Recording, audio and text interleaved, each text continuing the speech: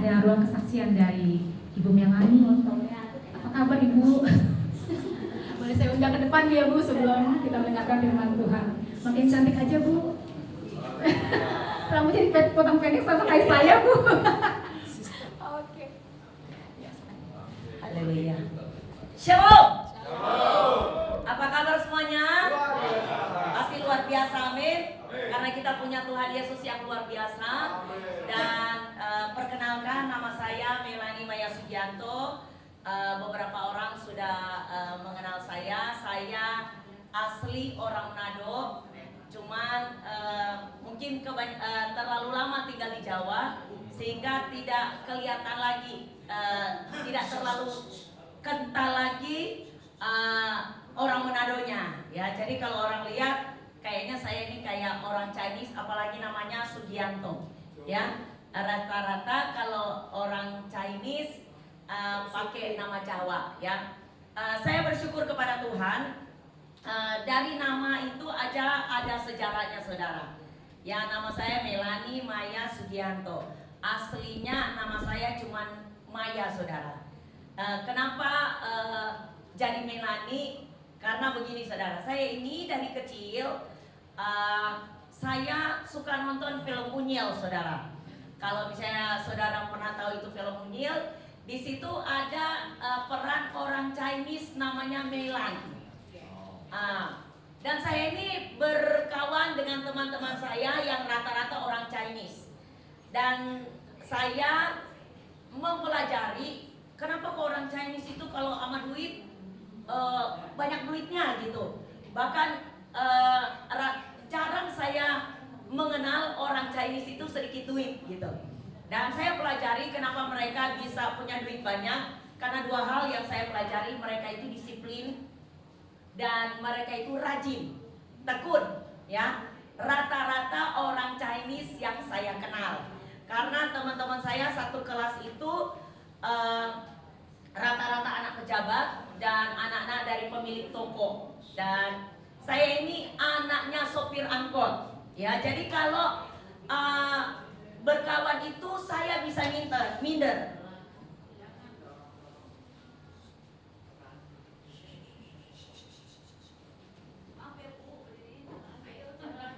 Nggak kelihatan ya? Oke, saya berdiri di tengah ya. Saudara, mari kita sama-sama belajar jadi orang yang berkemenangan. Amin. Kalau kita dengar orang lain lagi bicara, mari kita dengarkan. Amin. Amin. Karena itu bagian dari berkemenangan. Saudara, orang Manado itu suka sekali ngomong ya.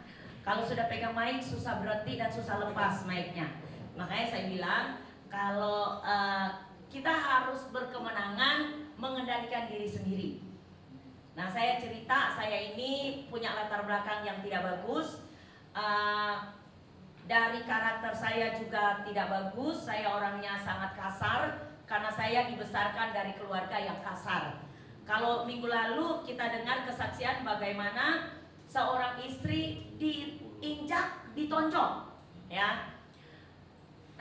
Bahkan suka balas. Nah, kalau orang Manado itu rata-rata kalau berantem memang begitu, saudara. Kalau orang Manado juga begitu. Suami istri kalau berantem pukul-pukulan jadi kayak angin tinju.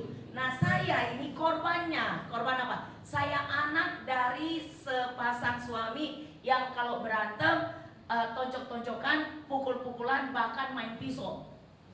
Nah, bahkan saya ini jadi anak perempuan. Saya di keluarga satu-satunya, saya jadi anak perempuan yang kasar. Dan saya kalau bercanda juga kasar. Dan saya hobinya berantem. Kalau orang lain nakalnya narkoba, free sex, minum, judi. Kalau saya nggak mau. Tapi suka berantem, saudara. Pokoknya di mana ada Melani, di situ pasti terjadi kekacauan. Makanya selalu orang bilang saya ini troublemaker. Makanya untuk membalikan keadaan hidup saya, email saya tulis history maker. Karena saya rindu dimanapun saya berada, saya menjadi pembuat sejarah. Artinya dimanapun saya berada, saya memberikan pengaruh kerajaan surga. Dan bersyukur saudara sampai saat ini Tuhan memberikan saya kemenangan demi kemenangan untuk saya jadi orang yang menguasai diri, mengendalikan diri, supaya saya nggak tonjok orang, saudara. karena begini, saudara. Kenapa judulnya berkemenangan dan melayani bersama dengan Tuhan Yesus? Saudara, karakter lama kita itu bisa muncul, bisa muncul. Itulah sebabnya setiap hari kita harus isi hidup kita dengan pribadi Tuhan lewat baca firman, menghafalkan firman, belajar lagu-lagu pujian yang baru, bahkan memuji Tuhan, saudara. Karena apa? Kalau tidak, emosi kita bisa kembali ke zaman dulu. Satu ketika, saudara, saya 2 bulan lalu, kurang lebih 2-3 bulan lalu, saya ini bantu sebuah pelayanan yang ada di Pulau Jawa. Karena pemimpin saya tahu kalau saya ini bisa menghandle orang-orang yang biasa kekerasan, biasa berantem. Nah, saya tuh tidak tahu kalau ini yang saya layani, yang saya jaga itu adalah anak-anak yang ngelem, anak-anak jalanan yang ngelem. Dan mereka berasal dari ujung timur. Saya tidak usah sebut suku ya, karena ini kesaksian lagi live. Ujung timur, saudara. Terus mereka hobinya berantem, pukul-pukulan, terus ngelem. Sudah didoakan, masih ngelem, masih sembunyi-sembunyi. Terus saya dapat ancaman. Hari pertama kita ada di asrama baru, mereka ngancam saya, saudara. Salah satu anak bilang gini, "Mama, kita harus dikasih handphone. Kalau kita tidak kasih handphone, nanti kita rusak ini semua yang ada di asrama." Saya bilang gini, "Kalau kamu rusak, kamu berhadapan dengan Tuhan. Kita tinggal di rumah Tuhan. Karena kita tinggal di salah satu bagian dari sebuah gereja." Saya bilang, "Semua yang ada di tempat ini itu adalah persembahan. Dan orang yang memberikan persembahan itu dengan tangisan air mata.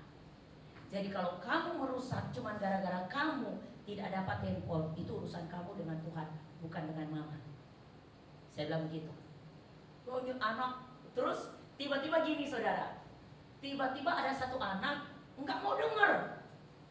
Disitulah saya belajar. Tapi itu saya bersyukur. Saya bukan karena marah. Saya baru ingat, oh ternyata begitu ya kalau Tuhan Yesus ngamuk di bait Allah. Jadi satu ketika ini 3 anak nih susah diatur. Saya bilang begini, "Kalian ini saya mau didik pakai gaya apa? Gaya preman atau gaya pendeta?" Saya bilang, "Kalau saya mau pakai gaya preman, saya bisa ngancurin kalian." Boom, saya tonjok dinding, saudara. Nah, saya pikir dindingnya itu dinding tembok. Ternyata dindingnya itu sampai saya fotoin, saudara. Saya bilang begini, "Tuhan, ternyata saya bisa, Melani itu bisa mati suri.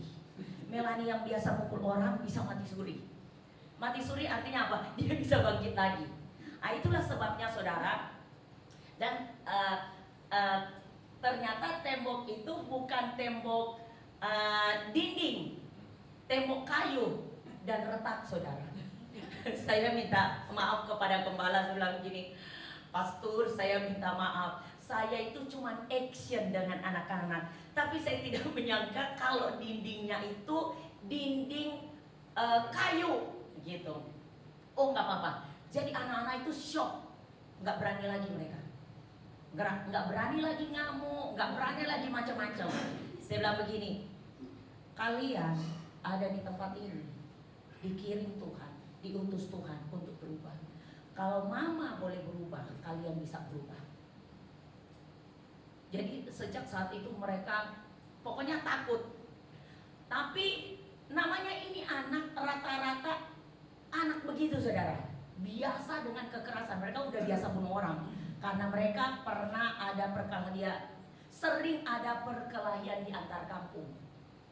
Dan terakhir juga tadi saya lihat status dari salah satu pembimbing mereka itu di daerahnya lagi tembak-tembakan.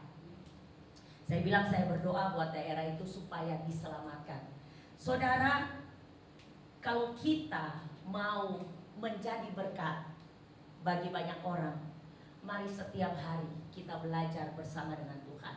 Setiap hari kita belajar firman. Saudara, saya ini termasuk orang yang suka berargumen. Dan apalagi kalau di sini ada yang suku Manado atau yang mendengarkan suku Manado, itu paling mengerti. Orang Manado itu kalau berdebat, kalau perlu kamu kalah, bukan aku yang kalah. Tapi firman Tuhan berkata, jauhilah perbantahan. Sekalipun kita yang sudah di dalam pelayanan, kita bisa berbantah-bantahan karena firman. Tapi satu hal yang Tuhan ajarkan kepada kita, perbantahan itu bukan dari Tuhan. Menyatakan kebenaran, yes, tapi bukan untuk perbantahan. Karena perbantahan akan membawa kekacauan. Baik itu perbantahan, kebenaran pun bisa jadi perbantahan. Tapi satu hal saya bilang, menanglah terhadap dirimu sendiri. Saudara, mari hari-hari ini kita kenali diri kita. Siapa diri kita? Saya tahu saya adalah orang yang cepat emosi. Jadi kalau saya sudah marah, saudara, saya nggak mau lihat orang itu. Karena apa? Kalau saya lama-lama lihat orang itu, di imajinasi saya akan tonjok dia dan buat dia berdarah. Jadi supaya saya berkemenangan dan tetap melayani Tuhan dan terus jadi berkat, kalau saya marah orang itu, saya lari dulu kayak Yusuf. Yusuf itu punya kunci yang sangat ajaib. Ketika berhadapan dengan dosa yang akan mempermalukan nama Tuhan, dia lari. Nah, sama dengan hidup kita. Ketika kita berhadapan dengan dosa, lari saudara. Apalagi sekarang kalau ada SMS, ampunan, gratis, pinjaman dipermudah, jangan itu jerat saudara. Jerat hutang. Dan saya bersyukur saya punya Tuhan. Tuhan melatih saya untuk berkemenangan terhadap godaan. Saudara, kalau lagi butuh, kalau lagi perlu ya, waduh, Shopee pinjam. Saya punya Shopee pinjam sampai belasan juta loh saudara. Tapi saya nggak mau pakai. Bahaya. Karena saya sudah pernah terjerat nolong orang lain. Akhirnya saya sendiri yang kena. Saya sendiri yang kena. Cukup saya Bapak Ibu Saudara. Cukup saya mau jadi Santa Claus buat orang lain. Tapi akhirnya saya juga menyusahkan diri saya sendiri dan menyusahkan orang lain. Hari ini mari kita belajar. Kenali dirimu, belajar jadi lebih baik. Saya orang yang emosional dan ternyata saya satu lagi saudara, ada satu kejadian. Ini anak sudah ancam saya. Ini satu orang. Sampai 3 kali dia ngancam. Dia bilang gini. Pertama kali dia udah mau tonjok saya saudara. Terus saya bilang, berani, pukul. Saya bilang gitu. Tapi saudara, pukulannya dia, aduh, badannya kayaknya mungkin badannya lebih besar 2 kali dari Pak Santoso. Bayangin aja coba, kepalanya Pak diangkat, tonjoknya diangkat Pak, mau jadi contoh. Bayangin tangannya 2 kali lipat dari itu saudara. Dia mau tonjok saya. Dan puji Tuhan tidak jadi. Tapi kan saya sudah terancam. Ini otak saya, ini saya satu rumah dengan dia, satu asrama dengan dia. Aduh, saya deg-degan saudara. Kedua kali diancam, ketiga kali dia ancam lagi, keempat kali. Aduh saudara, yang saudara tahu, pikiran saya mau injak dia saudara. Kenapa? Dia dorong saya saudara, ngajak berantem. Wah, disitulah ya saudara.